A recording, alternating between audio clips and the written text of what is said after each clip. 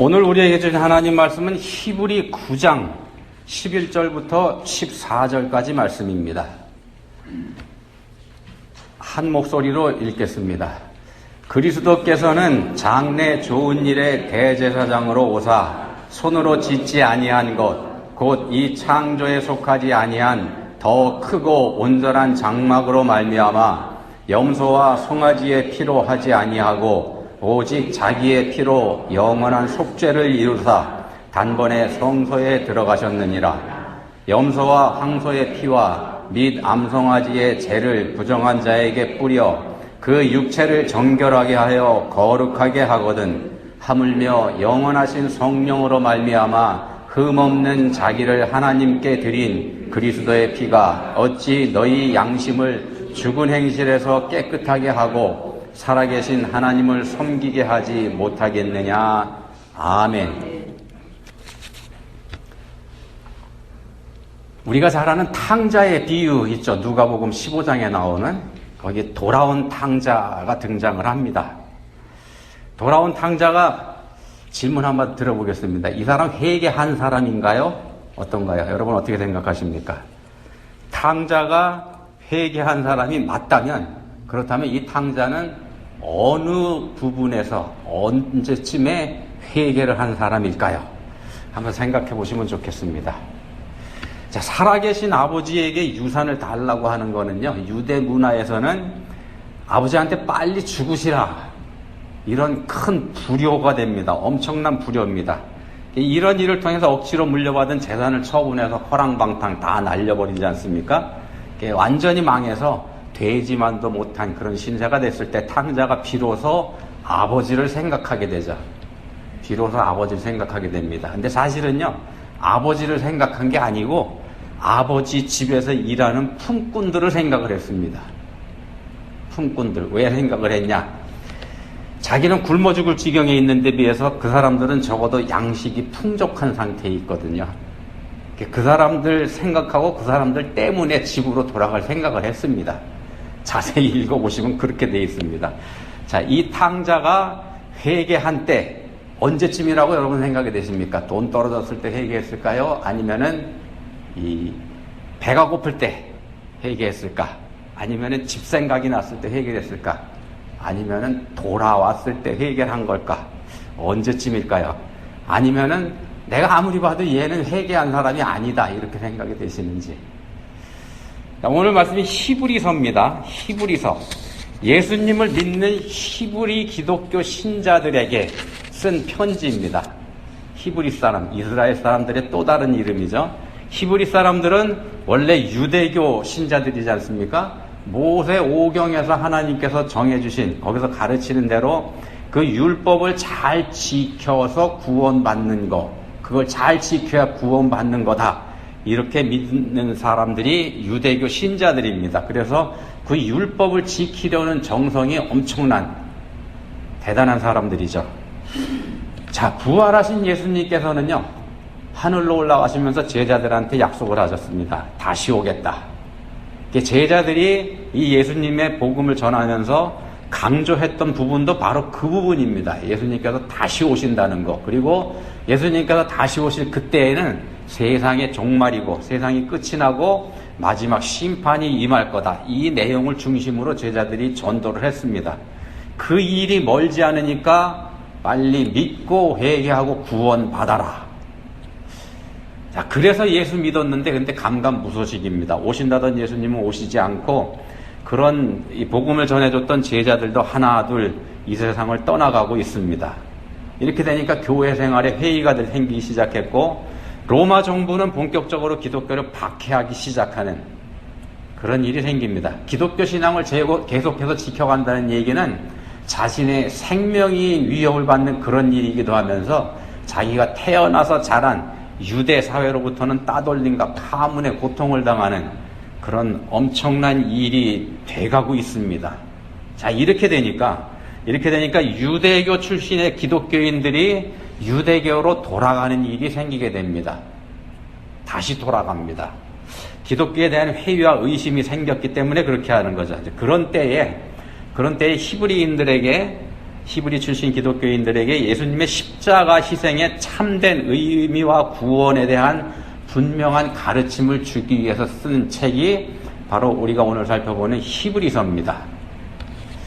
그 히브리서입니다. 이런 정도 아시고서 히브리서를 대하시면 좋겠습니다. 유대교 신자가 기독교인으로 개종을 했을 때 가장 먼저 받는 갈등과 충격, 이게 어디서 오는가 하면은요, 제사, 예배에서 옵니다. 예배를 드릴 때 유대교에서는 짐승을 잡아서 그 피를 뿌리는 희생제사를 드리지 않습니까? 그런데 기독교 예배에는 그런 게 없습니다. 짐승을 잡아드리지 않죠.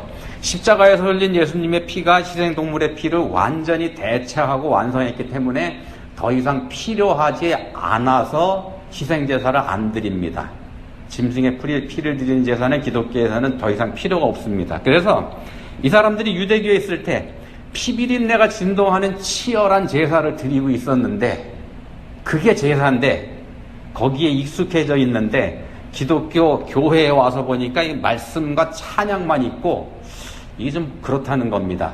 이게 좀 맹숭맹숭합니다. 예배가 피비린내도 없고 이래도 되나 하는 의구심도 들던 차에 이래저래 상황이 어렵다 보니까 돌아가는 사람들이 자꾸 생겼다는 겁니다. 우리나라 상황에도 한번 비춰보면은요, 몸까지 상해가면서 무릎팍까지 깨지면서 수천 번 절을 하면서 드리는 불공, 또 새벽에 남들보다 더 일찍 일어나서 찬물에 목욕제기하고 치성 드리는 정성, 이런 종교성이 강한 사람들이 우리 한국 사람들이지 않습니까? 이런 한국 사람들 입장에서 생각을 해보면은요, 그냥 예배당에 나와서 점잔을 빼고 앉아서 그냥 거룩한 척 앉아 있다가 그러고 나서 그냥 돌아가는 거, 이걸 하려니까 뭔가 좀 부족한 것 같다라는 겁니다. 그나마 그게 매주 일주일마다 한 번씩 하니까 그나마 다행이긴 한데, 이게 옛날에 했었던 무릎팍 깨지면서 절을 뭐 수백 번 하고 수천 번 하고 이런 거에 비하니까, 남들보다 더 일찍 일어나서 얼음 깨뜨려가면서 찬물에 목욕제기 하던 그런 게 비하니까 아무것도 아니라는 겁니다. 그러면서도 구원받는다고 하니까 이게 뭔가 잘못된 거 아닌가, 요거하고 똑같습니다. 자, 짐승을 잡아서 그 피를 제단에 뿌리는 거는요, 제사 드리는 사람의 생명을 짐승이 대신하는 거죠. 제사 드리는 사람 대신에 짐승이 죽는 겁니다. 자, 죄의 삭은 사망이기 때문에 모든 죄는 죽음으로만 갚을 수 있고 죽음으로만 용서받을 수 있습니다. 그게 죄입니다. 근데 다행히 짐승의 생명으로 사람의 생명을 대신할 수 있게 해주신 게 하나님의 은혜입니다. 하나님께서 율법을 통해서 그런 규정을 주셨죠. 그래서 참 다행입니다. 그런 은혜를 유대인들이 누리고 있었죠. 그렇지만 짐승의 가치, 우리 인간만 훨씬 못합니다. 짐승에는 영도 없죠. 육체만 가지고 있습니다. 인간의 죄를 완전히 없애주지는 못한다는 겁니다. 그냥 잠깐 일시적인 효과만 있을 뿐입니다. 그래서 제사 드릴 때마다 매번 짐승을 잡아서 드리는 일이 반복돼야지만 됩니다. 또 그 제사를 집례해주는 제사장, 그 사람 역시 제사 드리는 사람하고 똑같은 죄인이기 때문에 먼저 자기 자신을 위한 속죄 제사를 드리고 다른 사람의 제사를 대신 집례해줘야 되는 한계가 있다는 겁니다. 오늘 우리가 살펴보는 말씀이 히브리 9장 11절부터입니다. 9장 11절부터인데 이 같은 9장의 앞부분에 1절부터 5절에 보시면은 성막에 관한 말씀이 나옵니다. 성막. 40년 광야 생활에서 유대인들이 예배드리던 거기입니다. 이 성막에 들어서면 맨 앞에 나타나는 게 번제단입니다. 번제단, 태울 번자입니다. 짐승을 잡아서 태워 드리는, 정문으로 들어가면 맨 앞에 번제단이 보입니다. 이 태워 드리기 전에 먼저 짐승의 피를 이 제단에다 붓죠. 그런 일을 합니다. 자, 피는 생명입니다. 짐승의 생명을 대신 받고 내 죄는 용서해 주십시오. 대신 받고 나를 용서해 주십시오. 이런 뜻이 거기 들어가 있습니다. 일반인들은 여기까지만 들어갈 수 있습니다. 문 열고 들어가면 있는 번제단까지만 일반인들이 들어갈 수 있습니다. 번제단 뒤에 보이시는 그 천막이 성소가 되는데, 이 성소는 성소와 지성소로 구분이 됩니다. 여기는 제사장만 들어갈 수가 있습니다. 제사장만 들어갑니다. 제사장 아니면 누구도 들어갈 수 없습니다. 제사장 이외에 누구도 들어갈 수 없습니다. 유대 나라 중에서 우시야 왕이라는 사람이 있습니다. 정치도 잘했고 훌륭한 왕입니다. 존경을 받았던 왕이고, 이 왕이 자기 권세로 성소에 들어가서 제사를 드리려고 했다가 그 자리에서 이마에 나병이 발생하는 벌을 받게 됩니다. 그리고 평생 나병 환자로 살다가 죽었다는 기록도 성경에 나옵니다. 그만큼 엄격한 데가 성소입니다. 성소 안에 들어서면은 오른쪽으로 보이는 게 진설병상입니다. 진설병, 떡병자입니다. 떡을 진설해 놓는 상, 이렇게 되는 겁니다. 이스라엘 12지파를 상징하는 12덩어리의 떡이 여기에 진설이 됩니다. 생명의 떡으로 우리에게 오신 예수님을 상징하는 떡입니다. 이 진설병 떡이. 그리고 진설병 떡상과 마주보고 있는 게 촛대입니다. 금촛대. 금촛대에는 항상 불이 켜 있습니다. 제사장들이 불이 꺼지지 않도록 관리를 합니다. 외부의 빛이 차단된 곳이 성소입니다. 천막으로 들어져 있기 때문에 들어서면 깜깜하죠. 그래서 이 촛불만 가지고 성소 안을 밝힙니다. 이 촛불이 바로 교회를 상징합니다. 세상을 밝히는 교회. 세상에서 유일하게 소망이 되는 곳, 예수 그리스도의 몸된 교회뿐이라는 걸 상징을 합니다. 예수님이 계시지 않는 곳에는 구원의 빛이 존재하지 않는다는 걸 상징을 하는 겁니다.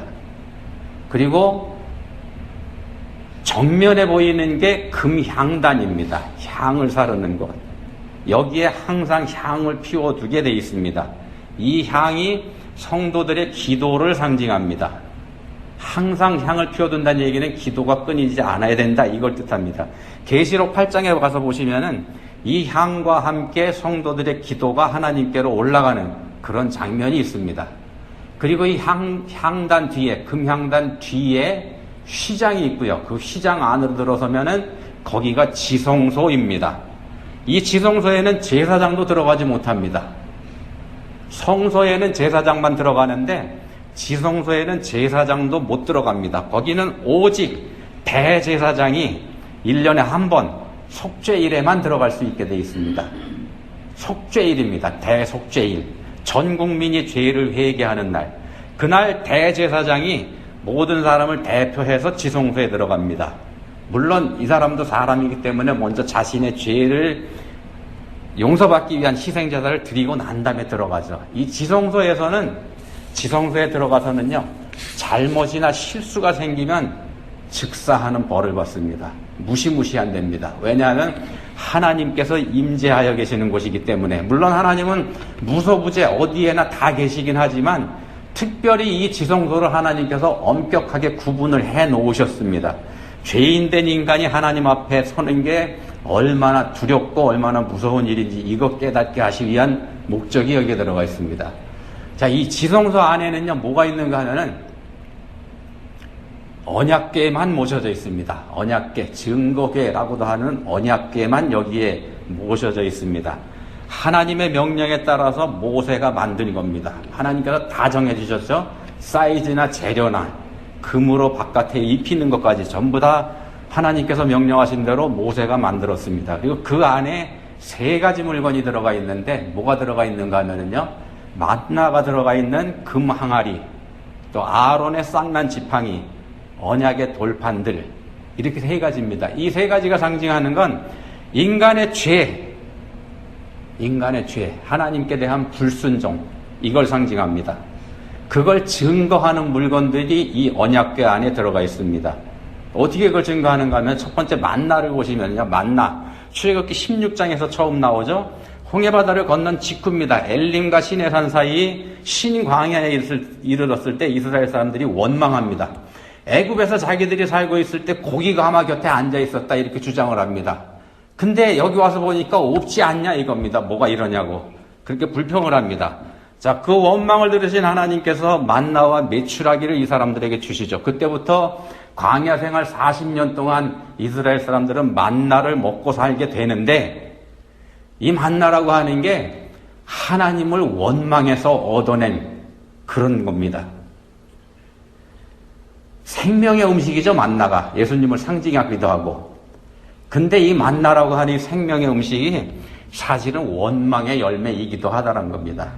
하나님께서 주실 때는 이 사람들의 원망 때문에 주셨습니다. 그걸 통해서 하나님께서는 생명을 이 사람들에게 주신 겁니다. 두 번째, 아론의 쌍난 지팡이.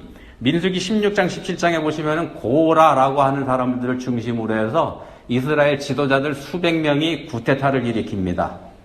권위에 도전합니다. 하나님의 권위에 도전합니다. 물론 모세와 아론이라고 하는 인간들이 가지고 있는 권위에 도전한 겁니다만 이 사람들이 가지고 있는 권위에 도전한 거기 때문에 하나님께서 주신, 그래서 하나님께 대한 도전이 됩니다. 하나님께서는 당신께서 택하신 사람이 누군지 분명하게 알게 하시겠다고 하면서 생명 없는 말라 비틀어진 막대기에 불과한 지팡이에서 싹이 나고 열매가 맺히게 하십니다. 그리고 그걸 반역자에 대한 표징으로 삼으신다. 이렇게 민수기 17장 10절에서 말씀합니다. 반역자에 대한 표징으로 지팡이에서 싹이 나고 열매가 맺힌 겁니다. 그게 거기 들어가 있습니다. 세 번째 들어가 있는 언약의 돌판들, 요 10계명 돌판이죠. 하나님께서 직접 글자를 새겨놓으신 그런 돌판입니다. 두 번째 돌판입니다. 첫 번째 돌판은 모세가 부셔버렸지 않습니까? 이스라엘 백성들이 하나님과의 약속을 지키지 않고 금송아지 우상을 만들어서 약속이 깨져버렸기 때문에 모세가 이 약속의 돌판을 깨뜨려 버립니다. 더 이상 필요 없게 됐기 때문에 효력이 없죠. 그럼에도 불구하고 하나님의 사랑은 이 사람들을 버리지 않으십니다. 버리지 않으시고 두 번째 돌판을 주신 것, 그게 여기에 들어가 있습니다.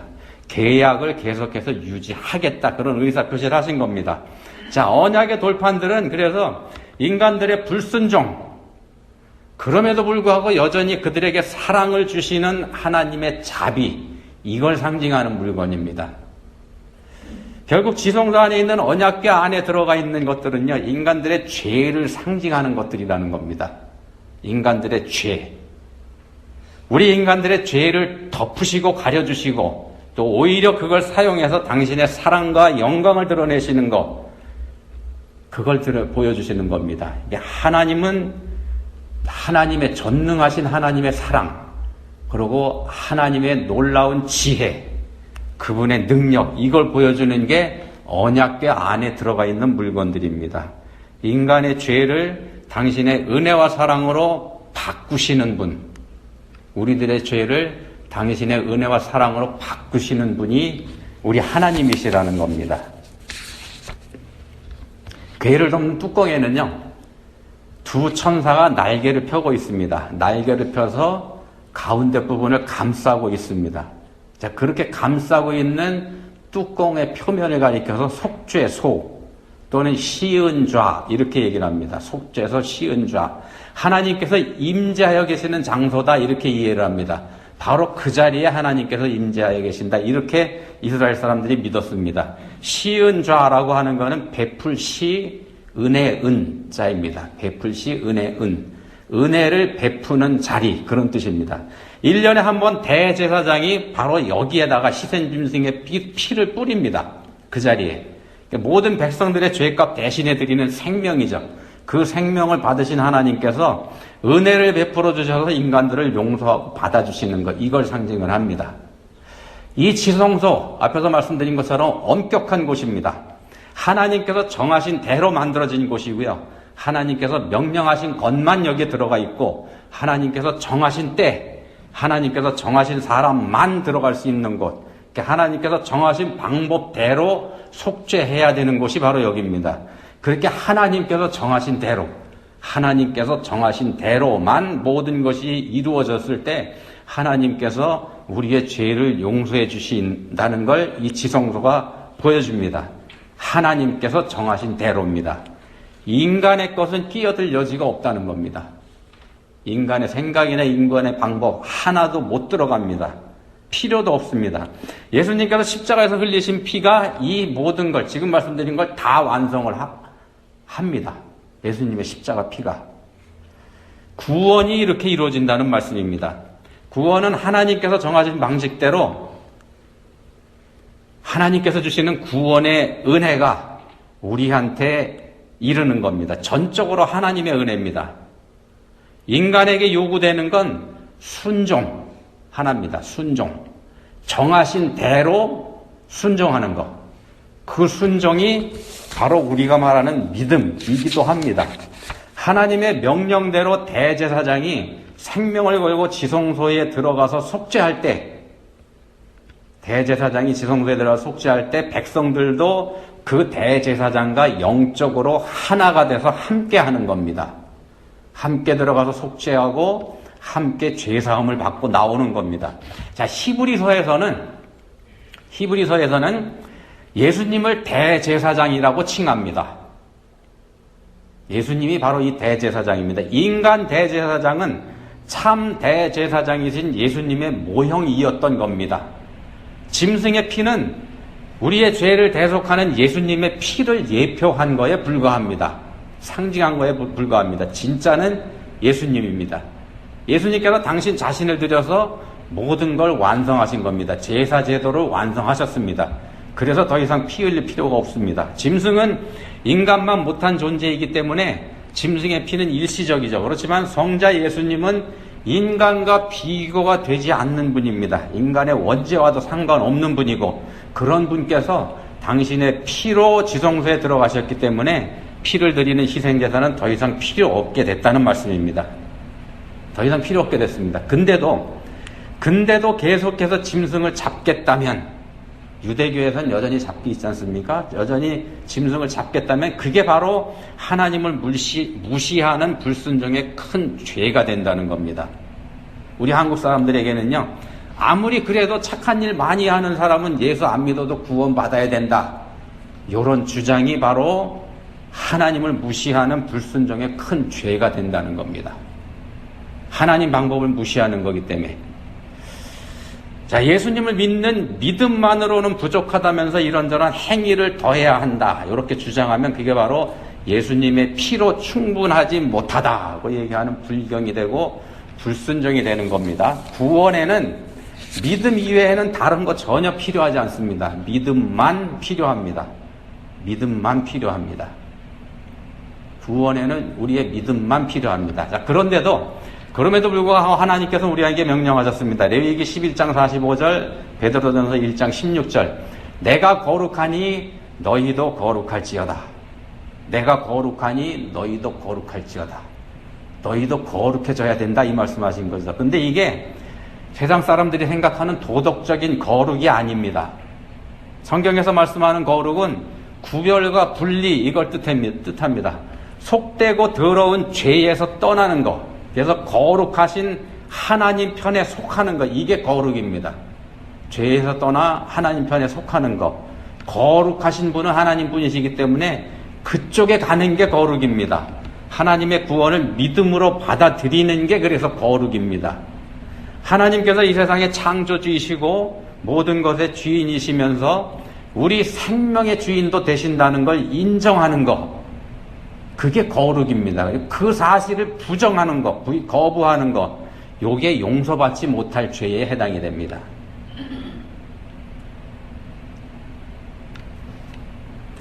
앞에서 탕자의 회개에 대해서 질문 드렸었죠? 그에 대해서 답을 한번 생각해 보겠습니다. 자, 성경에서 말씀하는 회개, 돌이키는 거이고 돌아서는 거 뜻합니다. 죄에서 죄에서 돌아서서 하나님께로 가는 것, 이게 회개입니다. 후회만 하는 건 회개가 아닙니다. 후회만 하고 거기 머물러 있는 건 회개가 아닙니다. 돌아서는 거, 떠나는 거, 하나님 편에 속하는 거, 이게 회개입니다. 자, 그러면은 탕자는 회개한 사람인지 아닌지 답이 나오죠. 어떻게 나오나? 아버지께로 돌아왔지 않습니까? 그 사실이 중요합니다. 그리고 계속해서 아버지와 함께 하는 거, 아버지 집에 계속 머물면서 아버지와 함께 사는 거, 요게 성화입니다. 우리가 얘기하는 성화. 구원받은 자가 아버지 품에 머무는 거, 이게 성화되어 가는 겁니다. 그 안에서. 자, 근데 하나님께로 돌아서는 게 회개라고 말씀을 드렸는데, 하나님께서 돌아선다는 이 말에 우리한테 오해가 있습니다. 어떤 오해냐면은 돌이키는 주체가 누구냐는 오해입니다. 누가 돌아서는 거냐는 겁니다. 우리가 내가 돌아선다 이렇게 생각합니다만 그거 아닙니다. 물론 내가 돌아섭니다만 그걸 누가 하느냐 하는 걸 지금 말씀드리는 겁니다. 내가 돌아서는데 그 돌아서는 게 내가 하는 거냐? 아닙니다. 우리한테 그럴 만한 능력이 없습니다. 나지만 나를 내 맘대로 못합니다. 그런 능력이 없다는 걸 인정하는 게 진짜 돌이키는 겁니다. 진짜 돌이키는 건 내가 돌이킬 수 없습니다를 인정하는 겁니다. 그게 포인트입니다.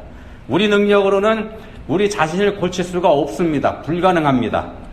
하나님께로 돌이킨다는 거는요, 하나님만 신뢰하겠다는 그런 뜻이 됩니다. 하나님만 신뢰하겠다. 내가 하는 거, 우리 자신이 하는 걸 포기하고 전적으로 하나님께 의지하겠다.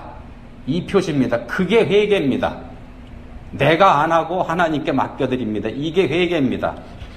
내가 할 수 있는 거 아무것도 없으니까 내가 의지하고 기댈 곳은 오직 하나님뿐입니다. 요거 인정하는 거라는 말씀입니다. 소망은 그래서 오직 예수님뿐입니다. 예수님의 피가 언약궤의 뚜껑에 해당하는 속죄소에 뿌려졌을 때 우리가 용서를 받습니다. 죄 사함의 은혜를 베풀어 주십니다. 하나님께서. 그래서 그 자리가 속죄소이고 그래서 그 자리가 시은좌입니다. 은혜를 베푸시는 자리. 이 궤가 언약궤라고 말씀드렸죠. 증거궤라고도 하고 언약궤라고도 합니다.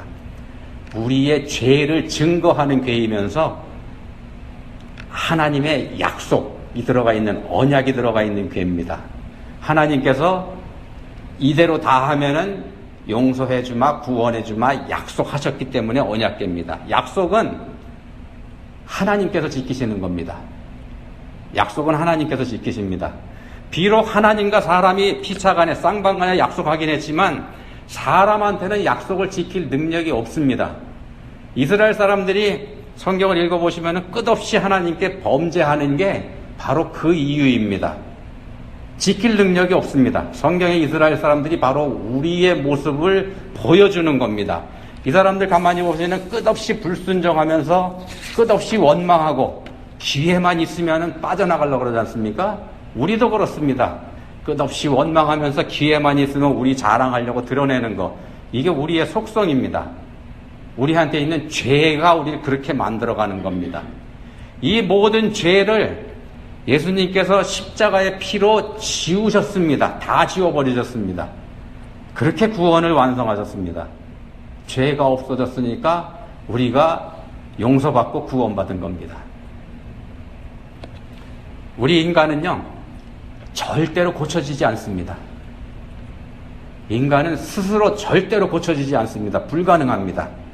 우리 자신은 우리가 고칠 수 없습니다. 근데 우리는 주제넘게도 다른 사람들까지 고치려고 덤비죠.